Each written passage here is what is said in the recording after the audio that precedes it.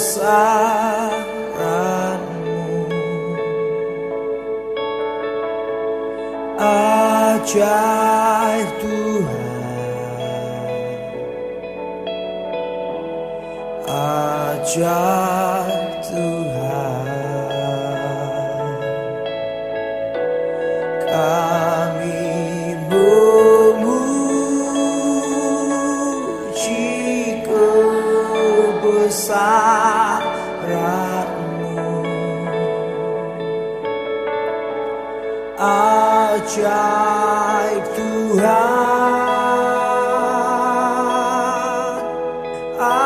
ajaib Tuhan, kami memuji kebesaran-Mu.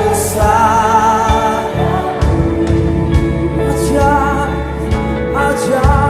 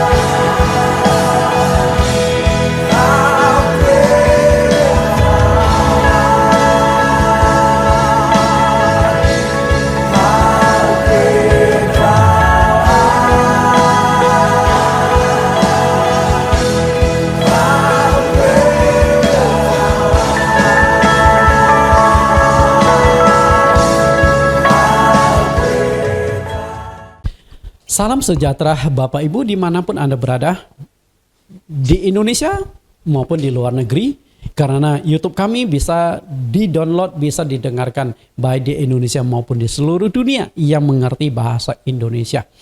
Hari ini kita kembali live streaming karena memang situasi COVID yang belum terkendali, bahkan cenderung naik belakangan ini.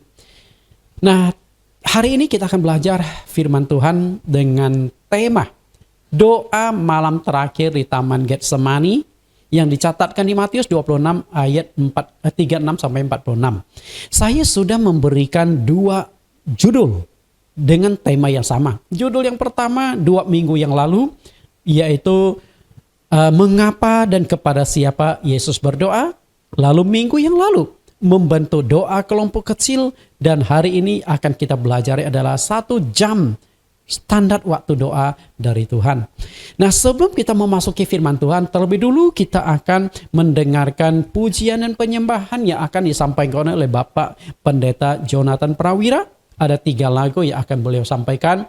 Lagu-lagu yang diciptakan oleh beliau. Beliau memang seorang multitalent. Nah, lagu yang pertama, doa orang percaya. Ketika engkau percaya, maka ada kekuatan di dalam doamu. Yang kedua, berdoa dan berjaga-jaga. Tuhan Yesus berkata kepada Petrus di Taman di Getsemani, Petrus, tidakkah engkau sanggup berjaga-jaga dan bersatu jam dengan aku?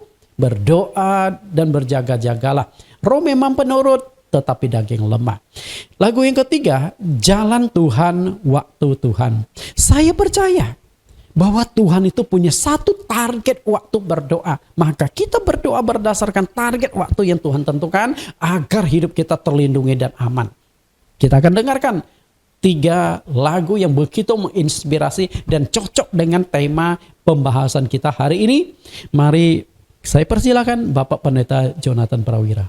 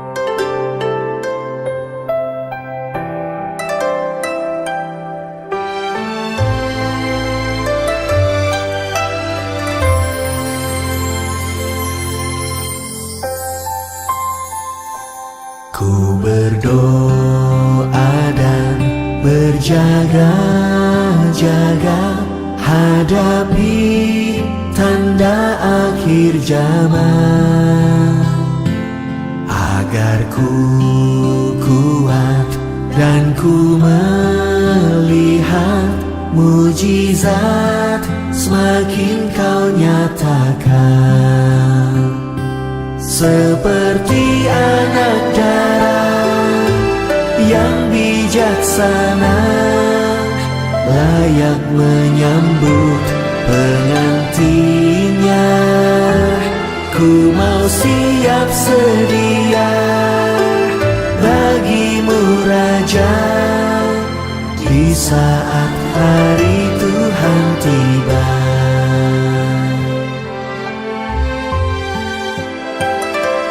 Ku berdoa dan berjaga-jaga hadapi tanda akhir zaman, agar ku kuat dan ku melihat mujizat semakin kau nyatakan. Seperti anak darah yang bijaksana, layak menyambut pengantinnya. Ku mau siap sedia bagimu Raja, di saat hari Tuhan tiba.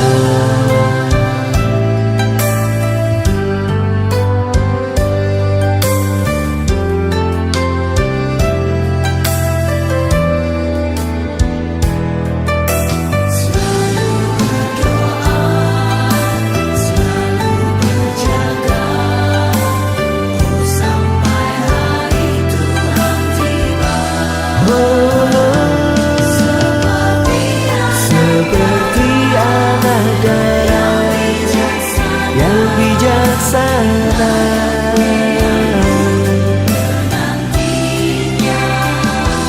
ku mau siap sedia bagimu Raja,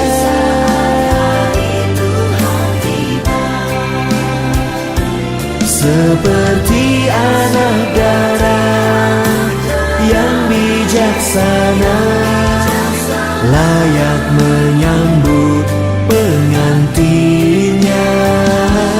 Ku mau siap sedia bagimu Raja, di saat hari Tuhan tiba.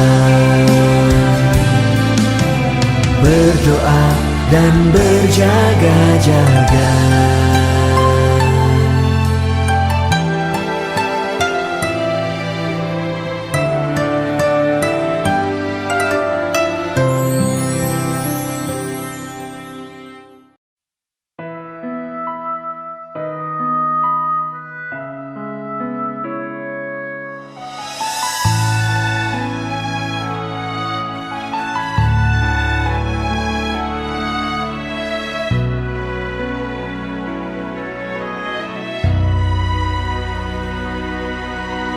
Kau yang paling mengerti tujuan di balik semua yang terjadi.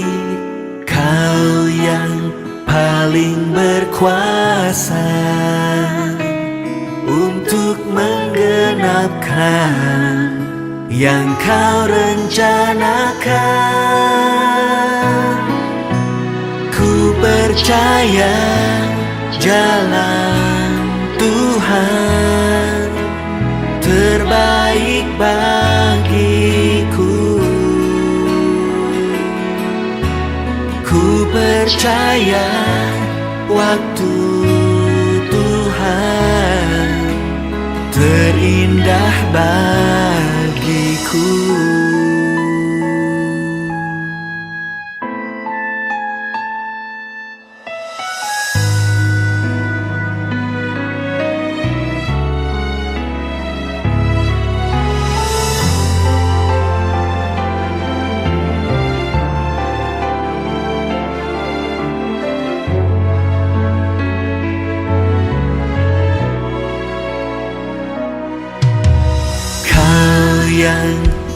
saling mengerti tujuan di balik semua yang terjadi. Kau yang paling berkuasa untuk menggenapkan yang kau rencanakan. Ku percaya jalan Tuhan terbaik bagiku. Ku percaya waktu Tuhan terindah bagiku. Oh, ku percaya jalan Tuhan terbaik bagiku. Ku percaya waktu Tuhan terindah bagiku.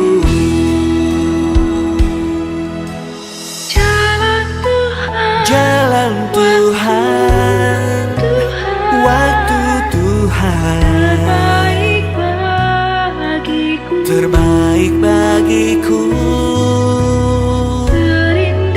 terindah bagiku.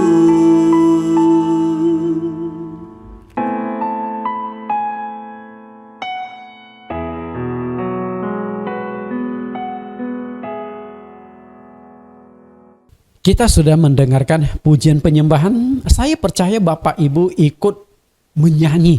Ya walaupun kita belum kuasai lagu tersebut atau mungkin asing bagi Anda lagu-lagu tersebut. Tapi percayalah apapun yang kita sampaikan, Tuhan tidak melihat suaramu. Tuhan tidak melihat kehebatanmu, tapi melihat hatimu yang tulus untuk memuji Tuhan. Nah, sebelum kita masuk ke firman Tuhan, terlebih dulu kita akan berdoa. Mari tundukkan kepala kita berdoa. Di dalam nama Yesus Kristus, Tuhan dan Juru Selamat, kami berdoa. Tuhan kami, terima kasih Engkau adalah Tuhan yang begitu baik mengasihi kami dan juga banyak memberikan contoh-contoh teladan di dalam kehidupan kami. Salah satu yang Engkau teladankan bagi kami adalah dalam hal doa yang Engkau lakukan selama Engkau hidup di dunia, dan juga Engkau berikan contoh doa yang terakhir di Taman Getsemani sebelum Engkau ditangkap dan disalibkan. Doa di malam terakhir di Taman Getsemani ternyata memberikan banyak pengajaran penting. Karena itulah kami rindu untuk menggali lebih jauh, menggali lebih dalam, agar kami menemukan misteri-misteri, rahasia-rahasia yang begitu indah, begitu bagus untuk kami terapkan dalam kehidupan kami. Kau pimpin kami, Roh Kudus menyertai kami, baik kami yang ada di studio maupun saudara-saudari kami yang mendengarkan di layar televisi, layar handphone mereka di Indonesia, bahkan di luar negeri. Pimpin kami semua. Demikian doa permohonan kami di dalam nama Tuhan Yesus. Amin. Kita sudah mendengarkan pujian penyembahan dan juga sudah doa pembukaan. Nah, saat ini kita akan kupas firman Tuhan yang kita ambil dari Matius 26 ayat 36 sampai 46 dengan tema doa malam terakhir di Taman Getsemani. Saya akan membacakan ayat-ayat ini, Bapak Ibu bisa baca dalam hati. Jadi setiap kali pembahasan kita, saya pasti memulai membaca ayat-ayat ini. Mudah-mudahan tidak bosan ya. 7 judul, berarti 7 kali kita baca bagian ini. Ayat 36, maka sampailah Yesus bersama-sama murid-muridnya ke suatu tempat yang bernama Getsemani. Lalu ia berkata kepada murid-muridnya, duduklah di sini sementara aku pergi ke sana untuk berdoa. Dan ia membawa Petrus dan kedua anak Zebedeus sertanya. Maka mulailah ia merasa sedih dan gentar. Lalu katanya kepada mereka, hatiku sangat sedih, seperti mau mati rasanya. Tinggallah di sini dan berjaga-jagalah dengan aku. Maka ia maju sedikit lalu sujud dan berdoa. Katanya, ya Bapakku, jikalau sekiranya mungkin biarlah cawan ini lalu daripadaku. Tetapi janganlah seperti yang ku kehendaki, melainkan seperti yang kau kehendaki. Setelah itu ia kembali kepada murid-muridnya dan mendapati mereka sedang tidur. Dan ia berkata kepada Petrus, tidakkah kamu sanggup berjaga-jaga 1 jam dengan aku? Perhatikan kalimat ini. Petrus, tidakkah kamu sanggup berjaga-jaga dengan 1 jam dengan aku? Nah, yang akan kita kupas hari ini adalah bagian itu. Ayat 41. Berjaga-jagalah dan berdoalah supaya kamu jangan jatuh ke dalam pencobaan. Roh memang penurut tetapi daging lemah. Lalu ia pergi untuk kedua kalinya dan berdoa. Katanya, ya Bapakku, jikalau cawan ini tidak mungkin lalu, kecuali apabila aku meminumnya, jadilah kehendakmu. Dan ketika ia kembali pula, ia mendapati mereka sedang tidur sebab mata mereka sudah berat. Ia membiarkan mereka di situ lalu pergi dan berdoa untuk ketiga kalinya dan mengucapkan doa yang itu juga. Sesudah itu ia datang kepada murid-muridnya dan berkata kepada mereka, tidurlah sekarang dan istirahatlah. Lihat, saatnya sudah tiba bahwa anak manusia diserahkan ke tangan orang-orang berdosa. Bangunlah, marilah kita pergi. Dia yang menyerahkan aku sudah dekat. 11 ayat kita baca dan dari 11 ayat ini banyak kebenaran-kebenaran yang terkandung di dalamnya. Karena itu dari 11 ayat saya bangun menjadi satu khotbah berseri. Terdiri dari 7 topik yang berbeda tapi berkaitan satu dengan yang lain. Nah, ke-7 topik tersebut adalah yang pertama, mengapa dan kepada siapa Yesus berdoa. Yang kedua, membentuk doa kelompok kecil. Yang ketiga, 1 jam adalah standar waktu doa. Yang keempat, berdoa dengan rendah hati. Yang kelima, berdoa harus dengan ketekunan. Yang keenam, berdoa menurut kehendak Allah. Yang ketujuh, tidak adalah jawaban doa dari Tuhan. Nah, yang akan kita kupas pada hari ini adalah topik yang ketiga, 1 jam adalah standar waktu doa dari Tuhan. Oke, 1 jam. Kita masuk ke pembahasan kita. 1 jam standar waktu doa dari Tuhan. Mungkin Anda berkata, Pak Pendeta, lama banget loh 1 jam. Nggak bisa tawar ya. Memang kalau doa 1 jam tuh terasa lama Bapak Ibu. Tapi kalau nonton 2 jam nggak terasa ya. Nah itu dia, dengerin musik 2 jam nggak terasa. Tapi kalau doa rasanya 1 jam, rasanya 1 hari. Kenapa ya? Kayaknya doa membosankan ya, tapi disinilah tantangan bagi kita. Doa sudah sering kita dengar dan kita praktekkan di dalam kehidupan kita sebagai orang Kristen. Dan bukan hanya orang Kristen, semua agama itu pasti mengajarkan doa, cara berdoa, teknik berdoa, kapan berdoa, berapa lama berdoa, bagaimana sebenarnya harus berdoa. Semua agama, bukan hanya orang Kristen. Okay. Namun, apakah doa itu memiliki frekuensi dan waktu standar? Ini khusus untuk orang Kristen. Kira-kira orang Kristen ada nggak standarisasi sehari harus berdoa berapa lama? Kita coba lakukan perbandingan. Di dunia kan banyak agama dan di Indonesia itu ada 6 agama yang diakui oleh negara secara resmi. Nah, saya akan mengangkat 3 agama secara sekilas karena 3 agama itu disebut agama samawi. Agama penyembah Allah Esa, agama yang bersumber dari satu nenek moyang yang sama, yaitu Abraham atau disebut Ibrahim. Okay? Karena dari Abraham muncullah agama Yudaisme atau Yahudi, muncullah agama Kristen dan muncullah agama Islam. Nah, kita akan coba analisa ketiga agama ini doanya seperti apa, waktu dan frekuensinya. Yang pertama, doa menurut agama Islam atau Muslim. Yang kedua, doa menurut agama Yudaisme. Dan yang ketiga adalah doa menurut agama Kristen. Kita analisa sedikit. Dalam agama Islam, dalam sehari itu diwajibkan berdoa sebanyak 5 kali. Mungkin Anda pernah dengar lah, atau mungkin Anda punya pelayan di rumah, ART, asisten rumah tangga, mungkin seringkali dia berdoa, kok sebentar lagi doa. Memang mereka diwajibkan berdoa sehari 5 kali. Dan saya cukup kagum dengan seorang pelayan di rumah saya. Biasa kan ibu-ibu ini tidak tinggal di rumah kami. Jadi seminggu hanya 2 kali datang ke rumah untuk beres-beres rumah. Nah, saya perhatikan jam sekian dia minta izin, Tuan atau Nyonya saya doa dulu sebentar ya. Nah, lagi nyapu dia tinggalin sapu dulu. Setelah doa dia nyapu lagi. Kami izinkan gak apa-apa karena kami menghormati kebebasan beragama. Okay? Tapi yang saya kagum adalah kedisiplinan dia memegang waktu. Saya sebagai orang Kristen pun, waduh rasanya malu kalah kita. Okay? Nah, 5 kali doa itu kapan saja kita lihat. Waktu doa zuhur. Yang kedua asyar. Yang ketiga maghrib. Dan yang keempat isya. Dan yang kelima adalah subuh. Nah, inilah 5 kali waktu doa yang disebut sholat 5 waktu. Bagi kaum saudara kita yang beragama muslim. Lalu 5 kali doa itu jam berapa saja? Nah, ini kita lihat layar ke selanjutnya. Urutan dan waktu doa 5 waktu ini. Subuh itu jam 4.38. Nah, mereka sudah harus berdoa nih. Jadi jangan heran kalau rumah Anda dekat masjid jam 4.38 sudah ada suara-suara azan. Lalu jam 11.51 itu siang. Lalu jam 15.12 itu petang. Kemudian jam 17.43 itu sore itu sudah maghrib. Dan satu lagi jam 18.55 isya. Nah, 5 kali waktu doa. Itu continue mereka lakukan. Jadi saya katakan kalau doa mungkin kita masih perlu belajar semangat. Belajar tentang disiplin doanya orang muslim. Oke. Ini kita belajar lah. Ada orang agama lain ada kelebihan. Kita belajar. Kita bukan belajar doktrinnya, tapi belajar kelebihan-kelebihan tertentu, kedisiplinan mereka di dalam memegang waktu doa. Oke, kemudian bagaimana dengan orang Yahudi? Agama Yahudi sehari itu diwajibkan berdoa 3 kali.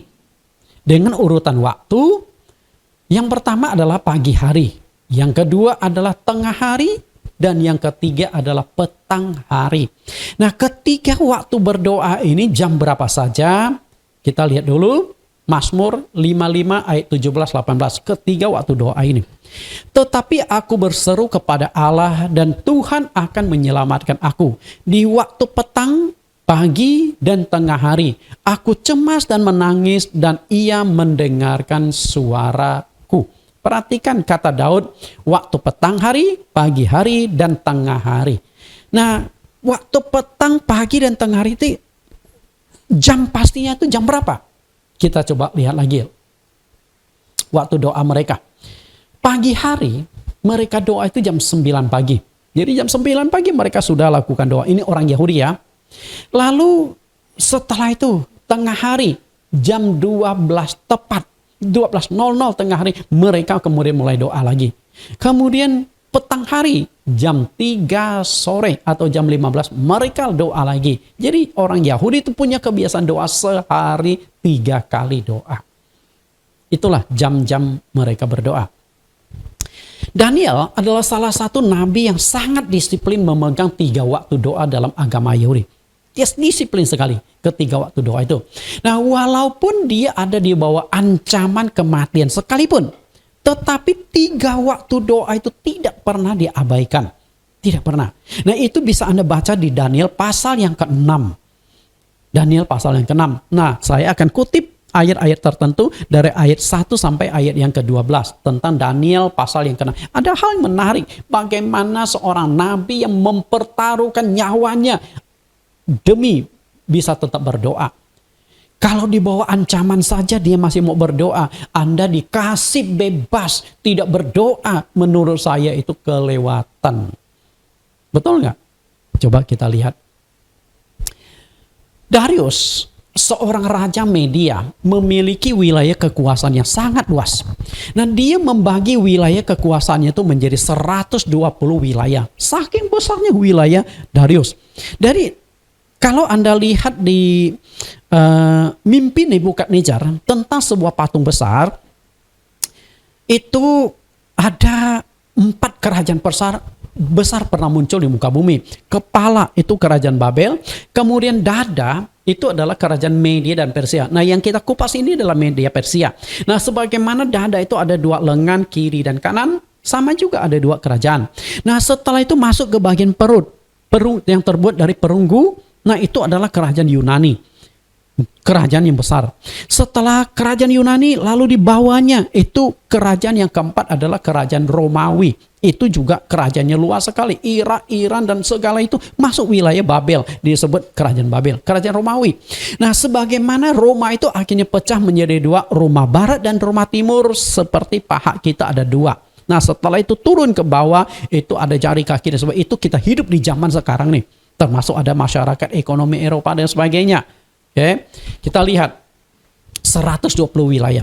Nah, 120 wilayah ini bisa dikatakan tuh di konteks Indonesia adalah 120 gubernur yang mereka sebut wakil-wakil raja itu. Kita lihat dari 120 wilayah ini karena saking luas, jadi raja kan nggak mungkin tangani 120 wilayah, maka diangkatlah 3 orang untuk membawahi 120 wakil raja atau 120 gubernur. Siapa saja? Kita lihat ada 3 orang. Ada pejabat A, ada pejabat B, dan di antara 3 pejabat itu salah satunya adalah Nabi Daniel. Itu lihat. Artinya apa? Daniel dan 2 orang lagi membawahi 120 orang. 120 orang ini harus memberikan pertanggungjawabannya kepada ketiga orang ini. Mungkin masing-masing ada bagiannya. Daniel bagian apa, yang ini bagian apa, yang ini bagian apa. Nah, dari 3 orang ini raja kemudian analisa, dicermati lagi, dianalisa, diteliti lagi, karena raja ingin angkat 1 lagi yang membawahi ketiga orang ini, dan ketiga orang membawahi 120 ini. Siapa dia? Setelah dianalisa, dicek semangat kinerjanya, tanggung jawabnya, kejujuran sebagainya, ternyata dari 3 pejabat A, pejabat B, dan Daniel yang terpilih. Dan akhirnya Daniel dinaikkan posisinya di puncak. Jadi Daniel bisa selalu berhadapan dengan raja. Setiap saat bisa bertemu dengan raja. Sedangkan pejabat A, pejabat B belum tentu. Harus ada waktu tertentu, ada urusan penting baru bisa ketemu raja. Nah, berarti di sini harus ada seorang yang menggantikan posisi Daniel. Kita sebut saja pejabat C. Oke, pejabat C. Jadi, dari skema ini Anda sudah bisa nangkap Daniel ada di posisi puncak. Dia bisa bertemu dengan Raja Darius setiap saat. Yang lain itu belum tentu. Wah, saya katakan luar biasa ya posisi yang diberikan oleh Raja Darius kepada Daniel. Nah, yang menjadi persoalannya adalah begini. Tindakan Raja Darius ternyata menimbulkan kecemburuan politik tingkat tinggi dari 120 wakil raja. Siapa sebenarnya Daniel ini sesungguhnya? Sehingga keputusan-keputusan Raja Darius bisa berdampak mengerikan di dalam istana, di dalam kepejabatan pemerintahan Darius. Sampai gara-gara 1 orang, maka geger tuh. Terjadi pertikaian politik yang sangat tajam. Kita lihat siapa Daniel ini. Lihat Daniel pasal 1 ayat 1 sampai ayat yang ke-6. Saya hanya kutip beberapa bagian. Ayat 1, pada tahun yang ketiga pemerintahan Yoyakim, Raja Yehuda, datanglah Nebukadnezar, Raja Babel ke Yerusalem, lalu mengepung kota itu. Ayat 3, lalu raja bertitah kepada Aspenas, kepala istananya, untuk membawa beberapa orang Israel yang berasal dari keturunan raja dan dari kaum bangsawan. Ayat 6, di antara mereka itu ada juga beberapa orang Yehuda, yaitu Daniel, Hananya, Misael, dan Azaria. Nah, siapakah Daniel ini? Dari sini kita tahu Daniel adalah seorang tawanan. Okay? Jadi kerajaan Yehuda hancur, ditaklukkan oleh kerajaan Babel, Nebukadnezar.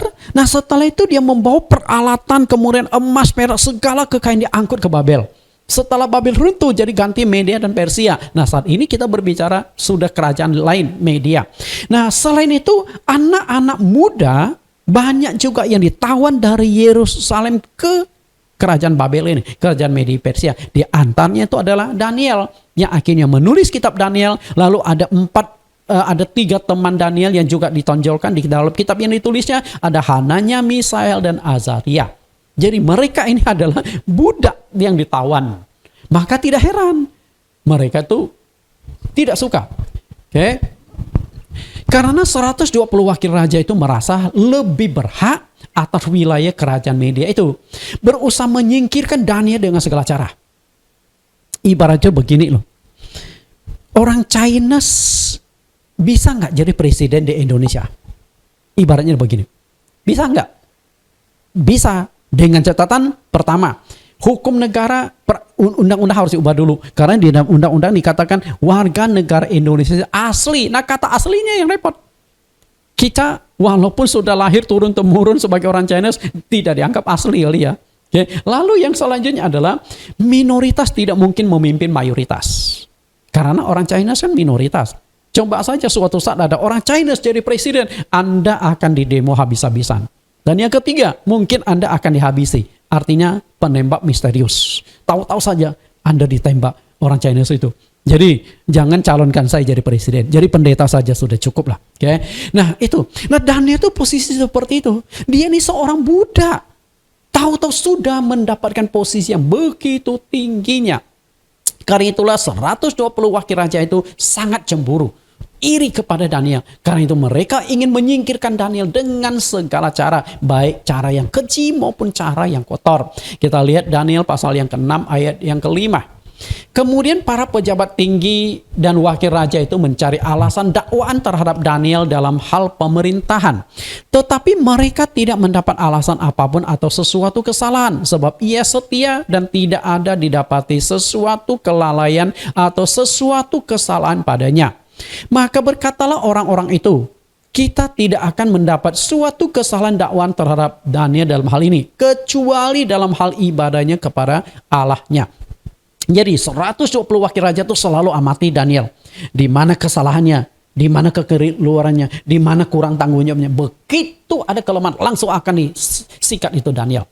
Jadi ini suhu persaingan politik itu sangat tinggi.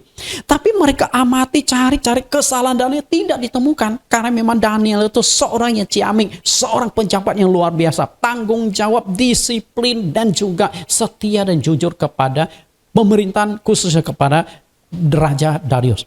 Mereka tidak temukan kesalahan dari Daniel. Nah akhirnya mereka coba cari. Oh Daniel kan tekun berdoa tuh. Bagaimana kalau doa itu kita jadikan sebagai senjata untuk jatuhkan Daniel. Oh luar biasa ya.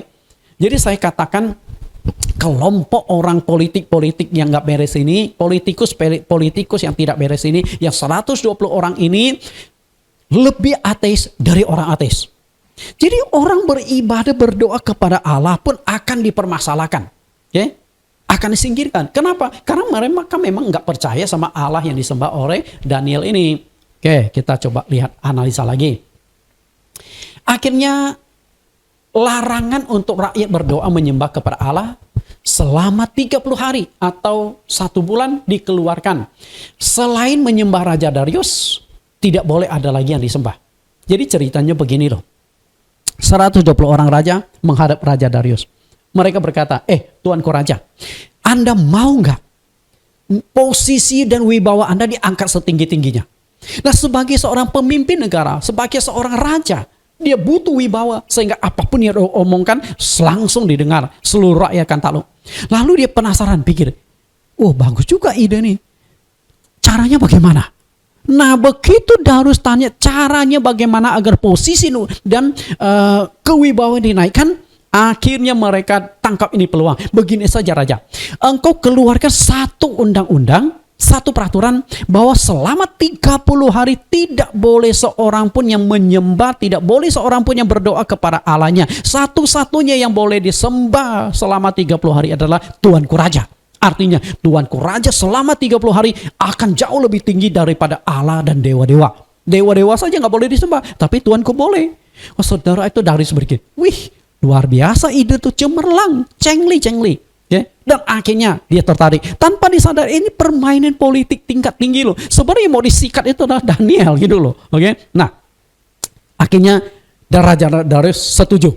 Nah setelah itu dikeluarkanlah satu undang-undang, satu sanksi, satu peraturan, dan peraturan itu sanksinya keras. Kita lihat apa saja peraturan dan sanksinya. Lihat ayat yang ke-8. Semua pejabat tinggi kerajaan ini, semua penguasa dan wakil raja, para menteri dan bupati telah mufakat supaya dikeluarkan kiranya suatu penetapan raja dan ditetapkan suatu larangan agar barang siapa yang dalam 30 hari menyampaikan permohonan kepada salah satu dewa atau manusia kecuali kepada tuanku ya raja, maka ia akan dilemparkan ke dalam gua singa. Perhatikan kalimat ini. Inilah isi undang-undangnya. Nah, tidak boleh ada yang menyembah kepada dewa, tidak boleh juga melakukan permintaan permohonan kepada manusia. Satu-satunya yang boleh disembah, yang boleh dimohon bantuannya adalah tuanku raja. Luar biasa. Setelah Raja Darius pikir, wih dahsyat nih, berarti 3 bulan, wih bawahnya diangkat setinggi-tingginya. Kemudian ayat 9, oleh sebab itu ya raja, keluarkanlah larangan itu dan buatlah suatu surat perintah yang tidak dapat diubah menurut undang-undang orang Media dan Persia yang tidak dapat dicabut kembali. Wih, lihat bagaimana hebatnya para politikus mengunci. Jadi begitu raja mengeluarkan undang-undang, tidak bisa ditarik kembali. Artinya ketika raja setuju dengan ide mereka, Daniel itu hanya ada 2 pilihan. Berhenti berdoa selama 30 hari atau dia akan melanggar titah raja. Jadi boleh dikatakan ini adalah persaingan politik tingkat tinggi dan sangat licik dan jahat. Dan akhirnya setelah raja berpikir, dia setuju. Ayat 10, sebab itu Raja Darius membuat surat perintah dan larangan itu. Raja sama sekali tidak menyangka bahwa ini sebenarnya satu jebakan untuk menyikat ataupun menghabisi orang kepercayaan raja, yaitu Nabi Daniel. Raja tidak tahu. Nah, setelah raja tahu, raja tuh kaget loh, sampai marah, tapi sudah terjebak karena di ayat 9 dikatakan undang-undang ini nggak bisa dicabut kembali. Walaupun dia raja, tapi dia nggak bisa cabut apa yang dikeluarkan. Ternyata raja berdasarkan undang-undang Media Persia, raja juga ada keterbatasan. Artinya undang-undang yang sudah dikeluarkan raja harus tidak berlaku, tidak bisa dicabut kembali. Nah, raja terjebak. Oke, kita lihat di sini bagaimana reaksi Daniel ketika larangan berdoa selama 30 hari dengan ancaman dilemparkan ke dalam gua singa itu dikeluarkan. Hanya ada 2 pilihan. Pilihannya adalah berhenti berdoa atau melanggar titah raja dan siap dicampakkan ke dalam gua singa. Hanya 2 pilihan itu. Tidak ada pilihan ketiga. Kira-kira pilihan Daniel apa? Kalau Anda dihadapkan pada posisi itu, Anda mau pilih apa? Pasti Anda langsung, nggak ada masalahnya 1 bulan nggak berdoa. Tuhan maha tahu lah, Tuhan maklum lah. Betul nggak? Masa sih Tuhan tega memberikan nyawaku hanya sebulan Tuhan, aku cuti doa sebulan, cuti doa Tuhan. Tui puji sama Tuhan, betul nggak? Saya nggak yakin Anda akan pertaruhkan nyawa Anda untuk berdoa. Oh, nggak ada ancaman aja doanya asal-asalan, doanya malas. Apalagi ancaman muncul. Wah, kebetulan tuh. Betul? Jujur dah. Tepuk jidat Anda. Bapak Ibu, kita lihat. Sebelum larangan berdoa itu dikeluarkan, Daniel punya ruang doa pribadi di istana Raja Darius. Sehari 3 kali dia tetap tekun berdoa kepada Allah. Sehari 3 kali loh.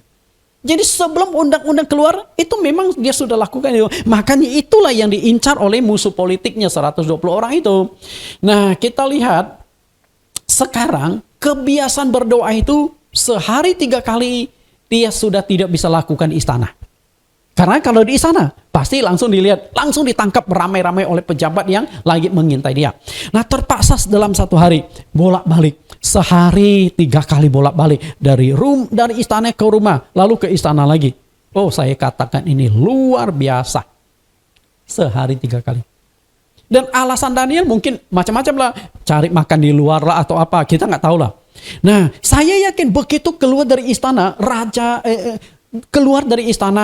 Darius, Nabi Daniel itu pasti panjangkan lehernya, lihat kiri kanan, aman apa enggak. Setelah aman, baru dia pelan-pelan jalan ke rumahnya. Berulang kali. Tapi apa yang terjadi? Karena kebiasaan Daniel sering keluar itu sudah mulai menaruh curiga, karena memang mereka memang sudah mengintai dan mau jebak Daniel. Dan akhirnya ketangkaplah Daniel. Kita lihat ayat 11. Demi didengar Daniel bahwa surat perintah itu telah dibuat, pergilah ia ke rumahnya. Dalam kamar atasnya ada tingkap-tingkap yang terbuka ke arah Yerusalem. 3 kali sehari ia berlutut dan berdoa serta memuji Allahnya seperti yang biasa dilakukannya. Perhatikan di sini, seperti yang biasa dilakukannya. Lalu ayat 12, lalu orang-orang itu bergegas-gegas masuk dan mendapati Daniel sedang berdoa dan bermohon kepada Allahnya. Wah, luar biasa. Perhatikan, 3 kali sehari ia berlutut berdoa.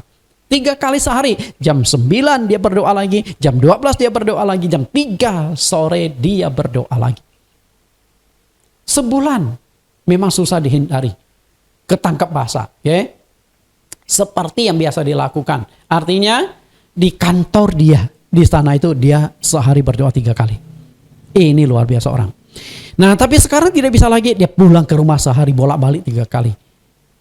Artinya dia walaupun di bawah tekanan tetap berdoa. Hanya orang yang mengerti manfaat doa yang akan tetap tekan berdoa. Jadi kalau Anda tidak merasakan manfaat doa, Anda tidak akan berdoa. Betul?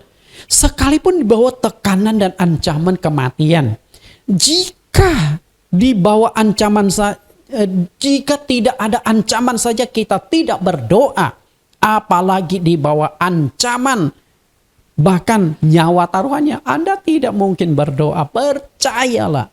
Mungkin maaf kata, termasuk saya juga, kalau di bawah ancaman, Nathan, cuma doa atau mau berhenti doa? Saya akan mikir-mikir juga ya. Tuhan, Engkau kan maha tahu. Tuhan, Engkau kan maklumin. Aku lagi di bawah ancaman lo Tuhan. Sama saja kita mengkhianati Tuhan, menyangkal Tuhan. Jadi nggak gampang. Jadi tidak gampang. Nah, manfaat doa itu apa? Doa itu adalah membangun benteng perlindungan.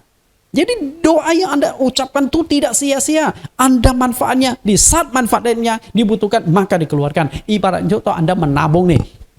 Menabung uang. Kelihatannya nggak ada uang kecil yang Anda tabung, tapi suatu saat tabungan Anda butuhkan modal usaha atau ada kejadian mendadak sehingga dibutuhkan dana besar, maka Anda sudah ada persiapan. Itu namanya menabung atau berdoa itu. Kita lihat tentang doa di sini. 3 kali waktu doa ini ternyata masih dipraktekkan juga oleh murid-murid Tuhan Yesus, terutama oleh Rasul Petrus. Kita lihat 3 waktu doa ini ya. Jam 9. Sebelum jam 9, orang-orang Yahudi itu diwajibkan sudah ucapkan doa Shema. Doa Shema. Itu menjadi suatu doa rutin lah. Yang dikutip dari kitab Ulangan pasal 6 ayat 4 sampai 9, pasal 11 ayat 13 sampai 21, dan Bilangan pasal 15 ayat 37 sampai 41. Nah, itu doa yang selalu mereka ucapkan berulang-ulang. Dan tentu ada isi doa yang lain.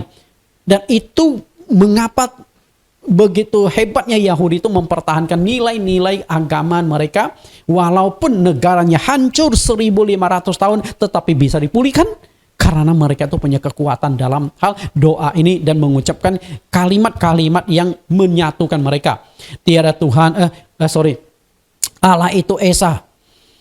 Tuhan itu Allah kita dan Tuhan itu Esa dan sebagainya yang dicatatkan Ulangan. Lalu diajarkan ke anaknya turun-temurun kebiasaan. Kemudian jam 12 petang, jam 12 tengah hari. Kita lihat Kisah Rasul pasal 10 ayat 9. Keesokan harinya ketika ketiga orang itu berada dalam perjalanan dan sudah dekat kota Yope. Kira-kira pukul 12 tengah hari naiklah Petrus ke atas rumah untuk berdoa. Lihat Petrus, setiap jam 12 dia naik.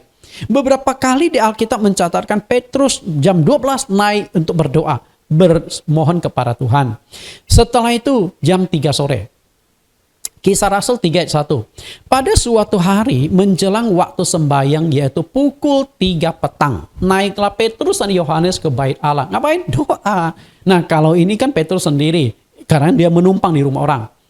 Sedangkan yang di Kisah Rasul pasal 3 ayat 1, nah doanya di bait Allah. Kebetulan saat itu ada Petrus dan Yohanes, kedua rasul itu sama-sama berdoa di bait Allah di jam 3 petang. Nah, inilah 3 waktu berdoa ini. Jadi 3 waktu doa Yahudi ini ternyata masih dipertahankan oleh murid-murid Tuhan Yesus sebagai orang Yahudi. Nah, lalu bagaimana dengan kita sebagai orang Kristen? Apakah kita masih ikuti itu? Nah, kalau Anda mau ikuti tidak salah, tidak ikut juga tidak salah. Karena memang Tuhan tidak katakan lagi harus ikuti aturan-aturan Yahudi. Tidak. Kenapa demikian? Karena doanya orang Kristen versinya sudah beda. Bagaimana doa dalam agama Kristen? Tadi kan kita sudah belajar orang Muslim sehari 5 kali. Sholat 5 waktu. Lalu orang Yahudi sehari 3 kali. Nah, sekarang kita analisa orang Kristen. Bagaimana doa orang Kristen? Kita lihat dulu Yohanes 4 ayat 20. Nenek moyang kami menyembah di atas gunung ini, tetapi kamu katakan bahwa Yerusalemlah tempat orang menyembah. Ayat 21. Kata Yesus kepadanya, percayalah kepadaku, hai perempuan, saatnya akan tiba bahwa kamu akan menyembah Bapa bukan di gunung ini dan bukan juga di Yerusalem. Di ayat yang ke-21 sebenarnya jelas ya. Tempat orang-orang Yahudi, mereka tuh ada tempat tertentu yang ada keramat. Di sanalah mereka harus datang. Di Yerusalem setahun itu 3 kali laki-laki Yahudi itu harus datang ke Yerusalem untuk beribadah.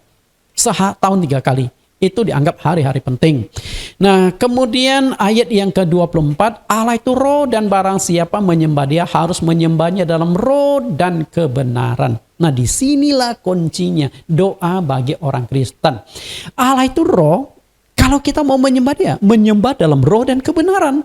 Nah, makna kalimat ini apa? Doa orang Kristen tidak lagi terikat dan dibatasi oleh ruang dan waktu. Nangkap gak? Allah itu roh. Artinya Allah itu maha hadir. Dimanapun Anda berdoa gak masalah. Allah itu maha hadir. Tidak dibatasi ruang dan waktu. Setiap saat dia ada. Setiap saat Anda berdoa. Setiap saat dia akan mendengarkan doa Anda. Jadi Allah yang kita sembah adalah roh. Maka agama Kristen tidak mengajarkan jam sekian harus doa, jam sekian harus berdoa. Tidak. Kecuali ada kasus khusus nih. Misalnya gereja melakukan gerakan doa bersama, ditentukan jam-jam.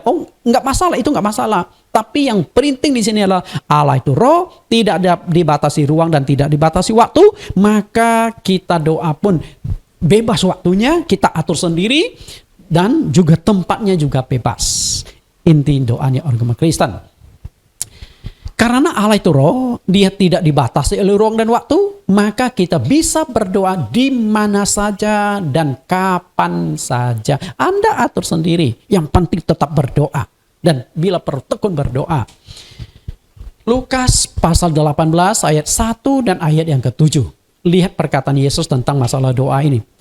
Lukas 18 ayat 1. Yesus mengatakan suatu perumpamaan kepada mereka untuk menegaskan bahwa mereka harus selalu berdoa dengan tidak jemu-jemu. Selalu. Ini kalimat berulang-ulang. Tidak jemu-jemu. Juga tidak bosan-bosan. Artinya tekun berdoa. Tekun berdoa. Kemudian harus berdoa dengan tidak jemu-jemu. Lalu ayat yang ke-8, ayat 7. Tidakkah Allah akan membenarkan orang-orang pilihannya yang siang malam berseru kepadanya, dan adakah ia mengulur-ngulur waktu sebelum menolong mereka?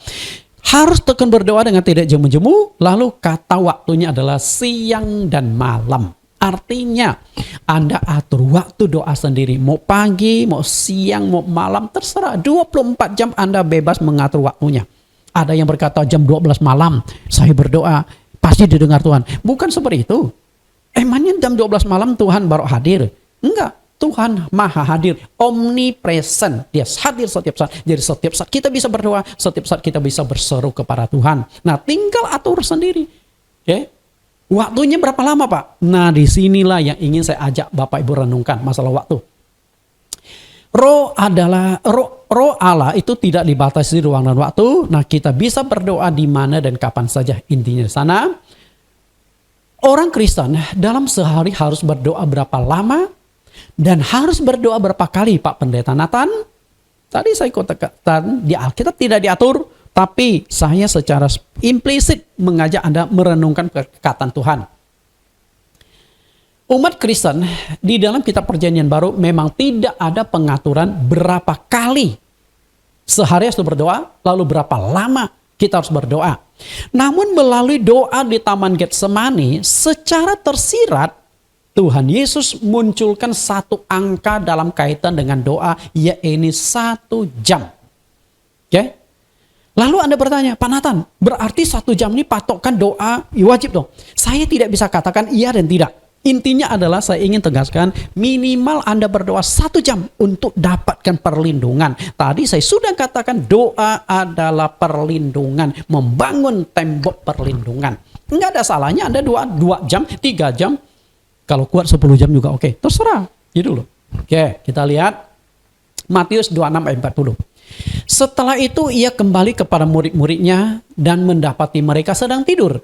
Dan ia berkata kepada Petrus, tidakkah kamu sanggup berjaga-jaga 1 jam dengan aku?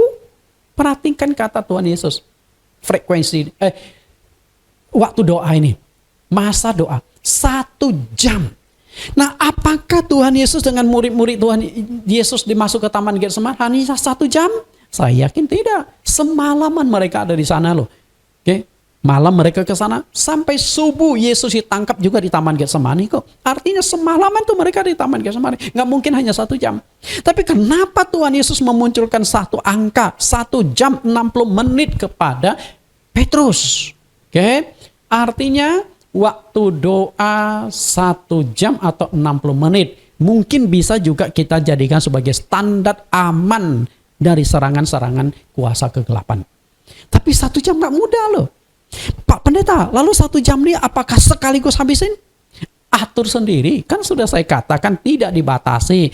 Anda mau setengah jam pagi boleh, setengah jam sore boleh, atau setengah jam pagi, setengah jam malam boleh. Anda atur sendiri. Intinya harapan saya 1 hari 1 jam. Karena kita sebagai pendeta pun diajarkan seperti ini. Waktu saya sekolah di sekolah Kanaan, STT Kanaan, sehari kami tetap rutin doa 1 jam. Jadi setengah jam kita ada renungan firman, renungan pendek. Setelah itu setengah jam murni doa berlutut tuh setengah jam pagi. Setelah itu sore. Setiap hari 1 jam. Itu 4 tahun selama kami sekolah teologi. Dan puji Tuhan, setelah kami lulus, kebiasaan tersebut itu kami juga jalankan.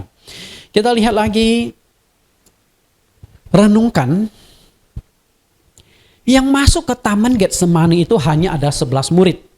11 murid. Kenapa? Bukankah murid Yesus 12? Yudas Iskariot tidak ada di sana. Yudas Iskariot lagi pergi mencari orang untuk menangkap Yesus. Karena dia sudah dapatkan 30 uang perak, maka dia mencari orang pemimpin agama Yahudi dan juga ada pasukan untuk menangkap Yesus. Sedangkan sampai di Taman Getsemani 8 orang murid, 11 orang ini, lalu 8 orang ini Yesus berkata kepada mereka, kalian tinggal di sini ya.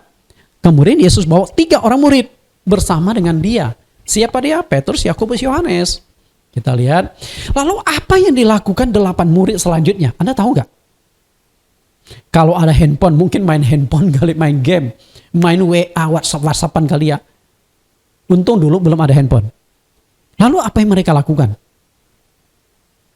Kemungkinan tidur juga ya. Atau hanya ngobrol, kongko-kongko. Karena situasi saat itu lagi genting. Nah, lalu mengapa hanya Petrus yang dituntut berdoa dan berjaga-jaga 1 jam lamanya? Ingat loh, yang 8 ini mungkin tidak bersama dengan Petrus. Tapi di sini kan 3 orang ada Yakobus dan Yohanes. Betul nggak? Tapi kenapa kepada Petrus Tuhan berkata, tidakkah kamu sanggup berjaga-jaga 1 jam dengan aku? Kenapa? Jadi banyak something atau sesuatu question mark yang akan kita analisa. Kenapa hanya ditujukan kepada Petrus? Lalu apa kaitan doa 1 jam dengan perlindungan? Itu benang merah semua. Kita lihat. Masalahnya adalah saat itu Petrus sedang dalam kondisi yang rawan. Dia sedang diintai oleh iblis untuk dijatuhkan.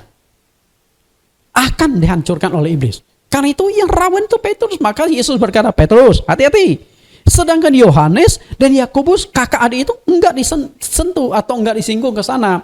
Kita lihat, dalam dunia roh, Tuhan Yesus bisa melihat nih, aktivitas iblis. Kalau kita kan nggak bisa lihat dunia roh, karena kita jasmani. Yesus tuh roh, dia Allah maha tahu.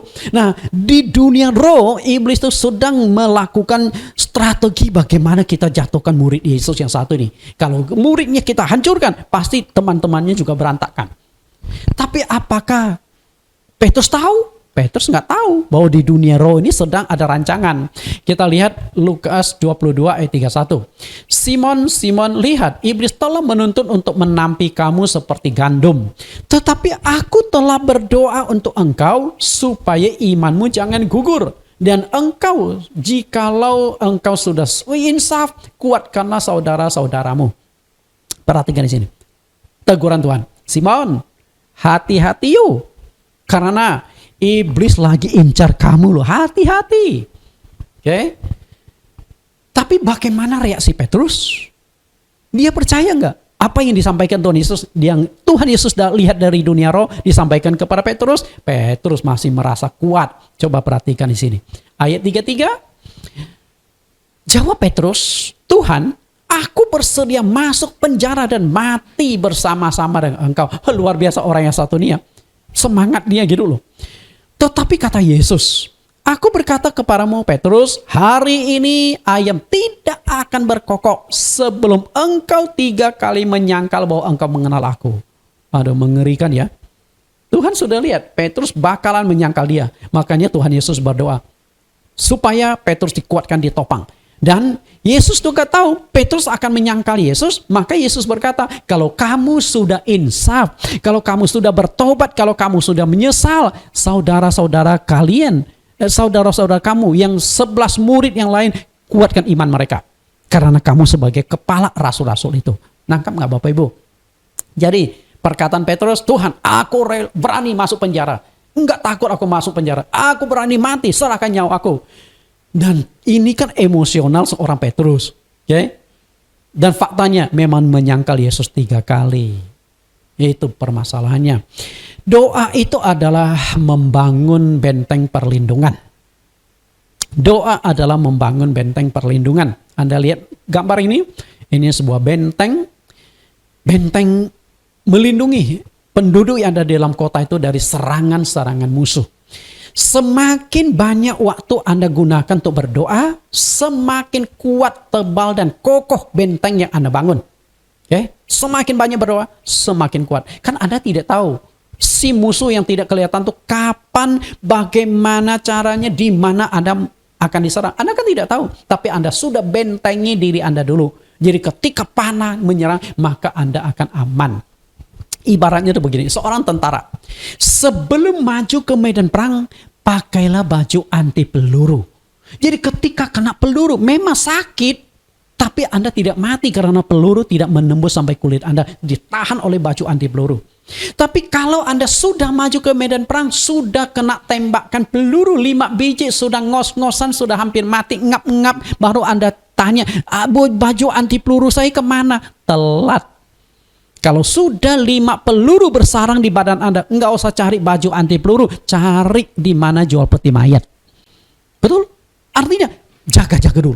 Makanya Tuhan Yesus berkata, berjaga-jaga dan berdoa. Berjaga-jaga itu artinya ada musuh yang akan menyerang Anda, tapi tidak tahu kapan, bagaimana cara dia menyerang. Maka Anda bentengi Anda dengan doa. Bisa tangkap? Ya lihat, semakin sedikit waktu berdoa, semakin lemah, semakin tipis benteng yang Anda dibangun itu, dan mudah sekali dihancurkan oleh musuh. Karena itu doa itu begitu penting untuk membangun benteng. Perhatikan bagaimana benteng perlindungan dari Tuhan. Daniel tahu persis bahwa doa itu membangun benteng perlindungan. Jadi ketika dia menjadi pejabat, dia sudah tahu ada orang musuh politik yang gak suka. Bahkan ketika di posisi puncak, Darius mengangkat dia untuk membawai seluruh 120 wilayah kerajaan Darius. Dia sudah tahu.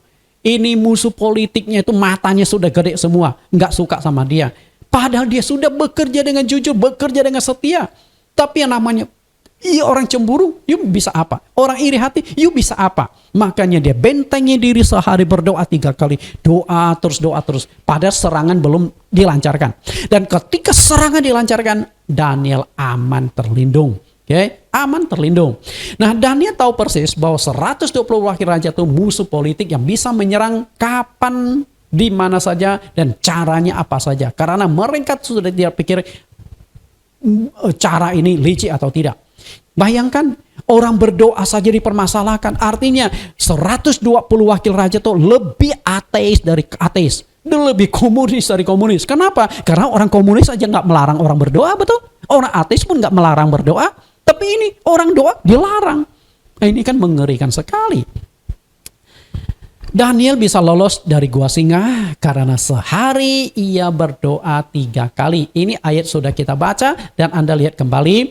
Demi didengar Daniel bahwa surat perintah itu telah dibuat, pergilah ia ke rumahnya. Dalam kamar atasnya ada tingkap-tingkap yang ke arah ke Yerusalem. 3 kali sehari ia berlutut berdoa serta memuji Allah seperti yang biasa dilakukannya. Artinya sebelum serangan Daniel sudah tahu. Dia doa terus. Berapa lama Daniel bertahun-tahun. Setiap hari 3 kali dia berdoa. Jadi ketika serangan itu datang, maka dia aman. Nah, yang ingin saya ajak Anda merenungkan adalah kira-kira Daniel berdoa sehari berapa lama? Coba renungkan. Bolak-balik nih dari istana ke rumah, setelah doa ke istana lagi. Kalau hanya 10 menit sekali doa, saya yakin dia nggak usah bolak-balik capek. Tinggal meram aja pura-pura ngantuk. Padahal dalam hatinya berdoa. Betul nggak? Oke? Nah, kenapa dia bisa bolak-balik? Karena dia waktu doanya saya percaya cukup lama. Minimal 60 menit. Dalam satu hari Daniel berdoa. Karena dia tahu doa itu membangun benteng perlindungan. Iblis itu adalah musuh kita semua. Iblis itu berjalan keliling mencari peluang untuk menghancurkan kita. Nah, singa di dalam Alkitab itu melambangkan iblis. Kalau singa yang dihadapimu Daniel pada malam itu adalah singa benaran, singa asli yang bisa menerkam menghancurkannya. Singa tidak ada istilah mengenal kawan atau lawan.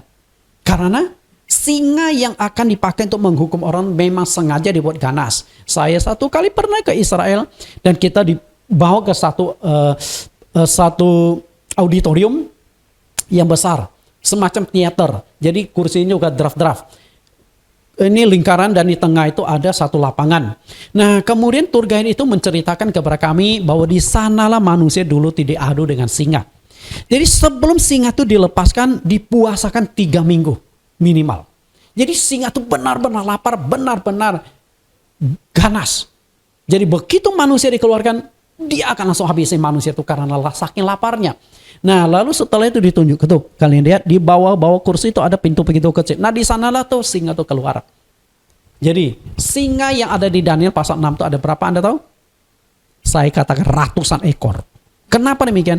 Karena setelah Daniel ditarik keluar dari gua singa, musuh politik Daniel dilemparkan ke dalam. 120 wakil raja, semuanya masuk. Lalu ada istri mereka, ada anak mereka. Katakanlah masing-masing punya 1 istri dan 1 punya anak. Artinya apa? 120 kali 3, 360 ekor singa.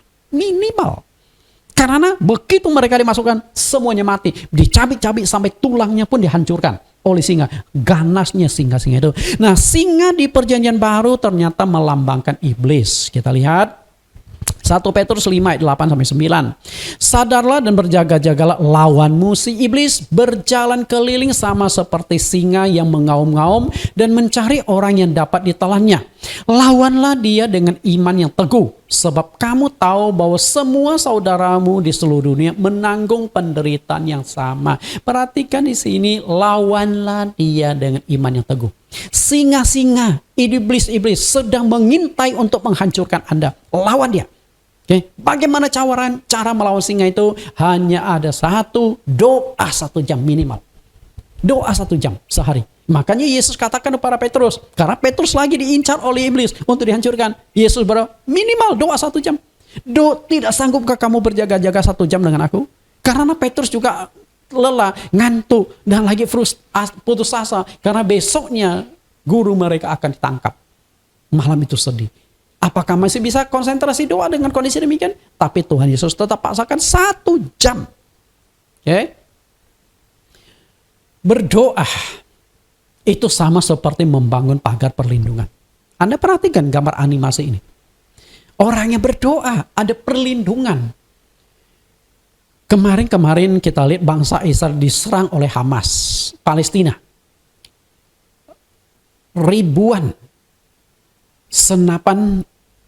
Ribuan roket dikirimkan ke Israel. Tapi ternyata Israel itu punya perlindungan yang canggih yang disebut Iron Dome, kubah besi.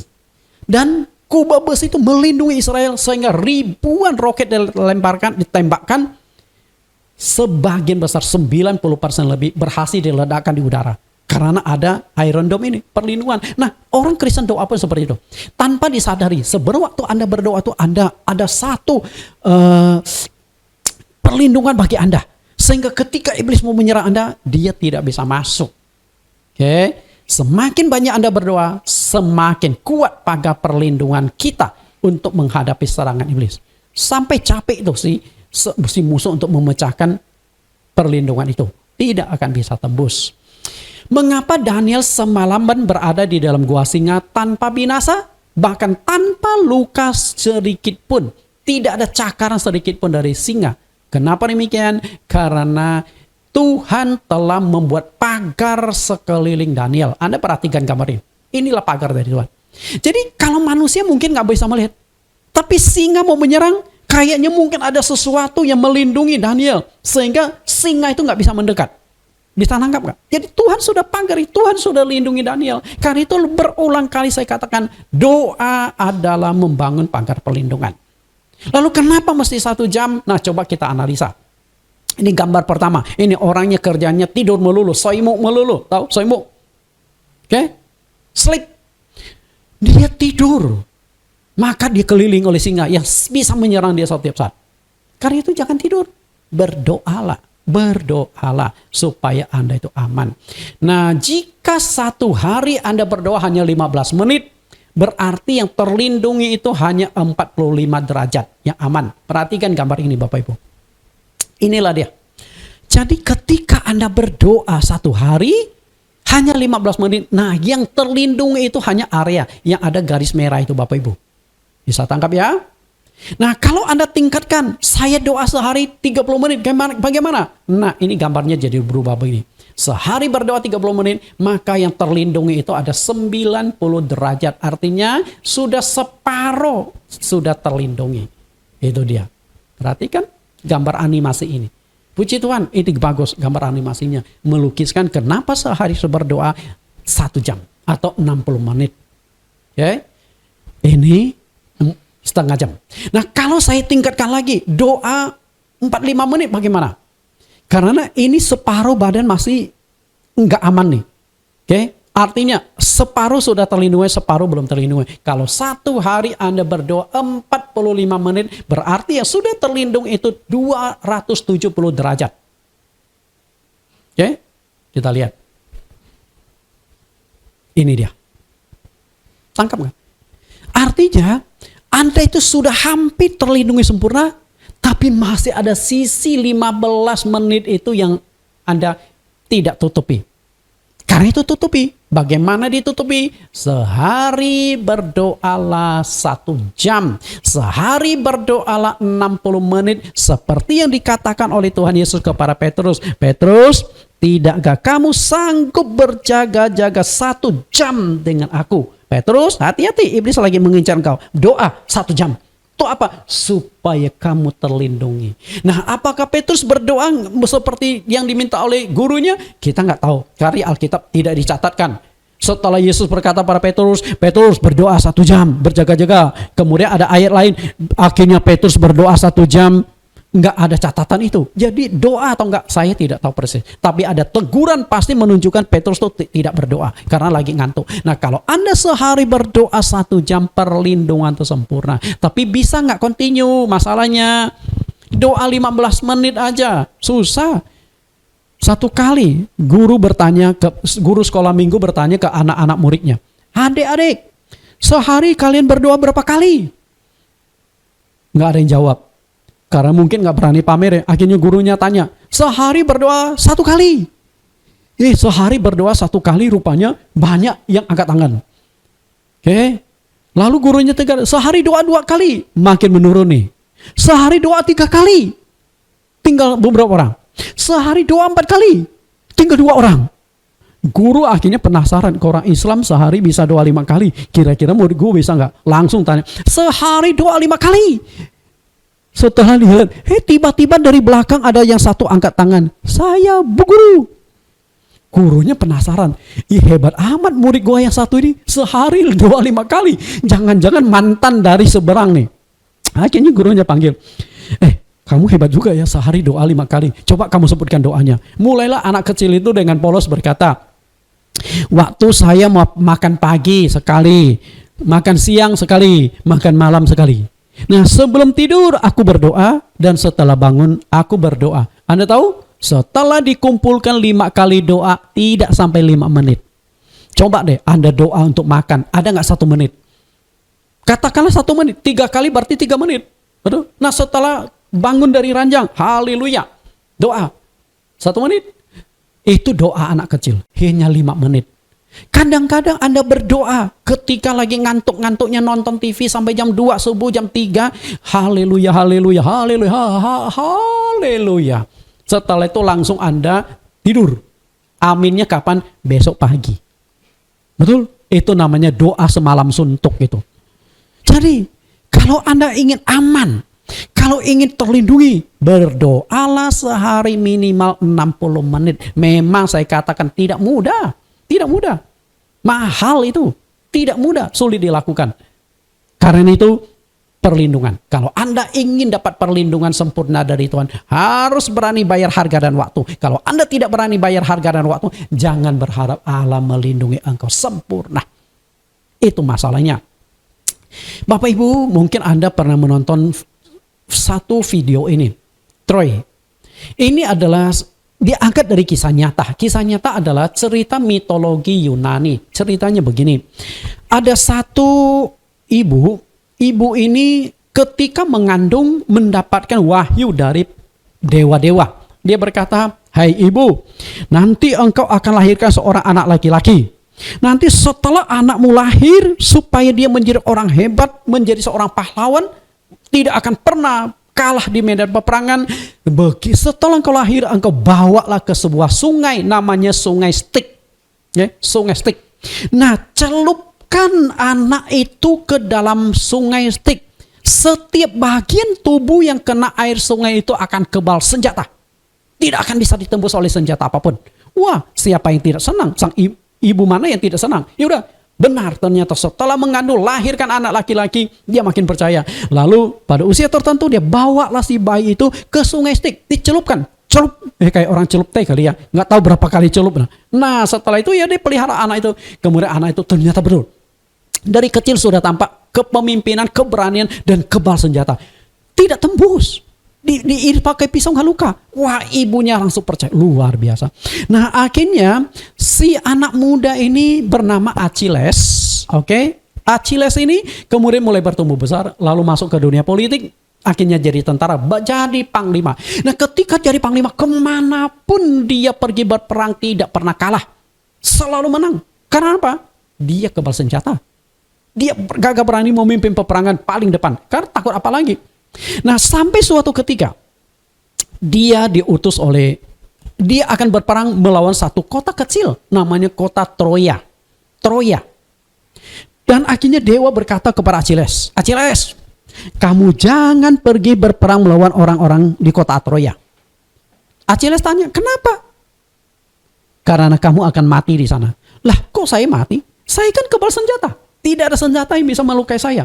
Nah, walaupun sudah diingatkan oleh oleh dewa-dewa, ternyata si Achilles ini bandel, si Achilles jadi sombong karena merasa kuat, dan akhirnya dia tetap pergi berperang. Tapi apa yang terjadi? Waktu pergi gagah perkasa, pulangnya sudah tinggal mayat. Oke, pulangnya sudah tinggal mayat. Achilles gugur di Troya. Lalu kenapa? Anda kan bertanya, kenapa Pak Nathan? Bukankah dia kebal senjata? Bukankah dia kuat? Ternyata Achilles mati gara-gara sebuah panah beracun melukai badan dia. Anda mungkin bingung lagi. Loh, bukannya sudah kebal senjata setiap kali kena senjata nggak mempan, kok bisa tembus sama panah beracun? Ceritanya begini. Rupanya ketika ibu ini mencelupkan si Achilles itu ke Sungai Styx, ada bagian tertentu dari badan Achilles yang tidak kena air Sungai Styx, yang tidak sempurna ketutup. Anda tahu nggak di bagian mana? Kira-kira bagian mana? Anda tahu? Ternyata itu jadi kelemahan Achilles. Ternyata di bagian tumitnya. Rupanya ibu ini karena kepala kan penting, ibunya berpikir ini harus dilindungi. Lalu anaknya dibalik gitu loh. Waktu dicelup si bayi itu dicelup kan, ibu tuh pegang kedua kakinya dicelup, nggak tahu berapa kali. Nah setelah itu diangkat. Nah ternyata di bagian tumit itu tidak terlindungi. Nah di bagian tumit itulah Achilles kena panah beracun, sehingga dia mati keracunan. Okay? Nah ini kisah nyata, kisah yang diangkat dari kisah yang terjadi. Dan inilah akhirnya disebut sebagai tumit Achilles. Artinya apa? Anda, saya punya tumit Achilles. Semua orang punya tumit Achilles. Anda harus melindungi tumit Achilles Anda. Oke? Lindungi tumit Achilles Anda. Anda pasti punya kelemahan, saya punya kelemahan. Kelemahan kita apa? Kalau tidak uang, wanita, kedudukan, kesombongan, macam-macam keinginan-keinginan dan yang lainnya. Semua orang. Ada orang emosional, itu kelemahan dia. Iblis bisa memanfaatkan emosi dia yang fatal. Karena banyak orang emosi tidak bisa menguasai diri, akhirnya lakukan pembunuhan. Setelah membunuh orang lain, baru disadari, saya kilaf, saya emosi. Nah, itu kelemahan tumit Achilles. Semua orang punya tumit Achilles. Mari kita tutupi tumit Achilles kita dengan doa. Sehari berdoa minimal 60 menit, 1 jam. Semoga Tuhan Yesus memberkati melalui kebenaran firman ini. Kita tundukkan kepala kita akan berdoa. Terima kasih Tuhan kami yang baik, Juru Selamat kami yang kami sembah di dalam nama Yesus Kristus.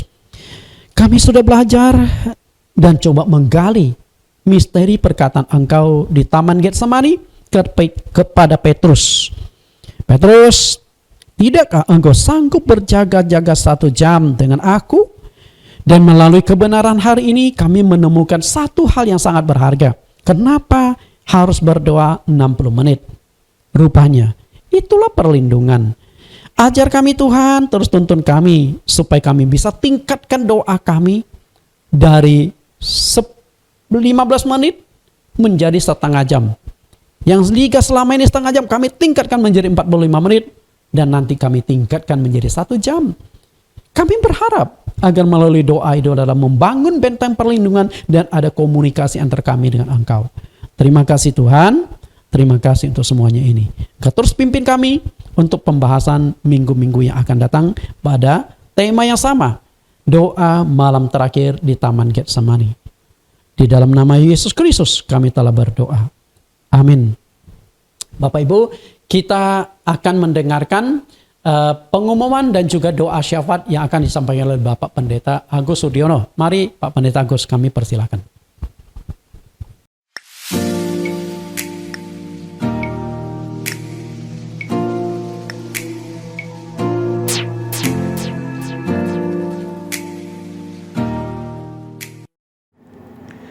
Shalom Bapak Ibu yang dikasihi Tuhan. Saya percaya hari ini kita sudah diberkati oleh firman Tuhan yang disampaikan oleh Bapak Pendeta Nathan Jurnawan. Dan atas nama jemaat GCC dan semua pengerja GCC, saya menyampaikan banyak terima kasih kepada Bapak Pendeta Nathan Jurnawan yang begitu setia untuk melayani firman Tuhan. Bapak Ibu yang dikasihi Tuhan, sebelum kita masuk dalam doa, ada beberapa pengumuman yang akan saya bacakan sebagai berikut. 1. Berhubung masih tingginya jumlah positif COVID-19, untuk bulan Juni, Juli kita masih tetap ibadah secara live streaming. Harap seluruh jemaat dan simpatisan tetap setia beribadah walaupun lewat online. 2. Rencana baptisan air yang akan dilaksanakan tanggal 3 Juli 2021 terpaksa ditunda karena peningkatan COVID-19 yang cukup tinggi belakangan ini dan pintu masuk pantai Ancol ditutup sementara. Kapan baptisan air akan dilaksanakan akan diinfokan menyusul. 3. Mulai tanggal 20 Juni dalam live streaming, Pendeta Nathan sudah mengupas firman Tuhan dengan tema yang baru, yaitu doa malam terakhir di Taman Getsemani. Tema itu terdiri dari 7 episode, yaitu Ministry Khotbah Bersambung. Judul minggu depan, berdoalah dengan rendah hati. 4. Telah dipanggil Tuhan kembali ke hadiratnya tanggal 2 Juli 2021 jam 11 Ibu Susilawati karena COVID-19. Kita doakan agar keluarga yang ditinggalkan diberi kekuatan, ketabahan, dan penghiburan. Demikian pengumuman Bapak Ibu yang dikasihi Tuhan. Mari kita satukan hati, kita berdoa. Bapa yang baik, Bapa yang kami sembah dalam nama Yesus Kristus Tuhan. Kami mengucap syukur Bapa buat hari-hari yang kami lewati. Kami percaya penyertaan-Mu sempurna buat kami semua yang percaya, yang memuji, yang menyembah Engkau, yang berpengharapan kepada Engkau. Dan saat ini Bapa, kami mau berdoa, kami bawa saudara-saudara kami yang sakit, yang masih ada kelemahan tubuh, yaitu Bong Cijung, bapaknya Pendeta Nathan, yang kena stroke dan dirawat di rumah. Pendeta Stefanus, ginjal dan stroke. Kakak lelaki Bu Evi Ngangi yang kena stroke. Dan Ko Aming asam lambung. Ibu Nagawati, Ibu Marcel, dan anaknya Pak John Dick demam dan badan lemas. Dan Ibu Evi juga sakit. Bapa yang baik, kami mohon belas kasihan-Mu, kami mohon kasih setia dan kebenaran-Mu, bahwa saudara-saudara kami yang masih dalam kondisi sakit, kelemahan tubuh, apapun sakit penyakit, kami percaya, kami minta, dan kami memohon bahwa oleh birul-birul-Mu mereka semua boleh diberikan kesembuhan. Dan karena kasih-Mu, oleh kasih setia-Mu, kami percaya Engkau selalu mendengar doa kami Bapa. Kami serahkan mereka, saudara-saudara kami, hanya ke dalam tangan-Mu Tuhan. Dan kami juga berdoa Bapa, dalam kondisi COVID-19 yang masih tinggi di dunia maupun di Indonesia. Kami minta Tuhan Engkau juga ikut campur tangan buat bangsa kami saat ini. Apapun yang dilakukan oleh bangsa Indonesia untuk menangani COVID-19 yang begitu luar biasa di dalam saat-saat yang saat ini Tuhan, kami minta belas kasihan-Mu. Biarlah Engkau menolong, Engkau ikut campur tangan semua yang dijalankan program-program pemerintah untuk menangani COVID-19 ini Tuhan. Kami serahkan bangsa kami hanya ke dalam tangan-Mu, dan pelaksanaan vaksinasi di Indonesia juga kami minta ikut campur tangan-Mu Tuhan, biar semuanya boleh berjalan dengan baik. Kami juga serahkan bangsa ini Tuhan buat segala keamanan, kedamaian Tuhan, biarlah Engkau juga menolong. Dari Sabang sampai Merauke, Tuhan berikan keamanan. Tuhan berikan damai sejahtera Tuhan. Kami minta semuanya oleh karena kebaikan-Mu Tuhan.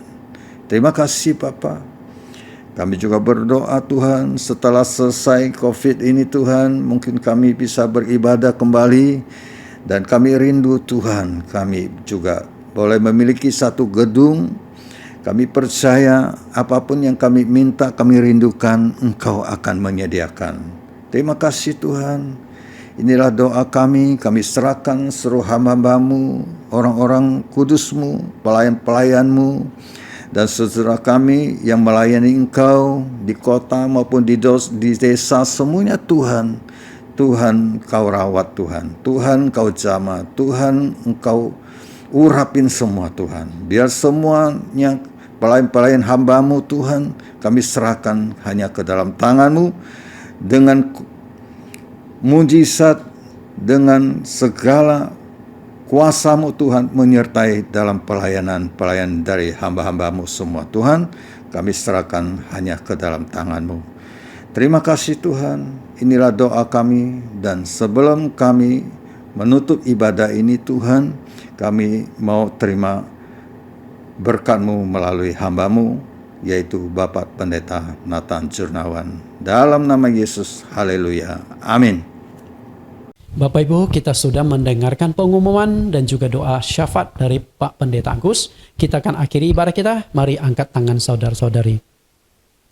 Kasih yang sempurna, kuasa yang ajaib, kemuliaan yang kekal akan turun di atas saudara sekalian. Maka saudara-saudari akan diberkati dalam hal pekerjaan. Apapun yang engkau kerjakan akan memberikan hasil. Krisis ekonomi yang melanda keakibat COVID tidak akan mempan terhadap engkau. Saudara-saudari akan diberkati dalam keamanan. Kemanapun engkau melangkah, Tuhan akan melindungi dan menjauhkan engkau dari virus corona. Saudara-saudari akan diberkati dalam hal kesehatan. Yesus Kristus sanggup menyembuhkan apapun penyakitmu. Bersandar kepada Dia seutuhnya. Kasih, sukacita, damai sejahtera akan turun oleh kekuatan Roh Kudus saat ini sampai selama-lamanya. Kita tutup dengan pujian Lingkupiku. Lingkupiku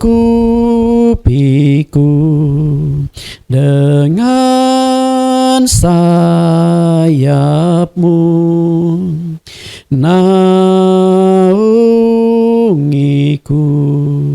dengan kuasa-Mu. Di saat badai bergelora, ku akan terbang bersama-Mu. Kaulah Bapa atas semesta, ku tenang sebab Kau Allahku. Ku tenang sebab Kau Allahku. Amin. Tuhan Yesus berkati. Sampai bertemu dengan tema yang sama di minggu yang akan datang.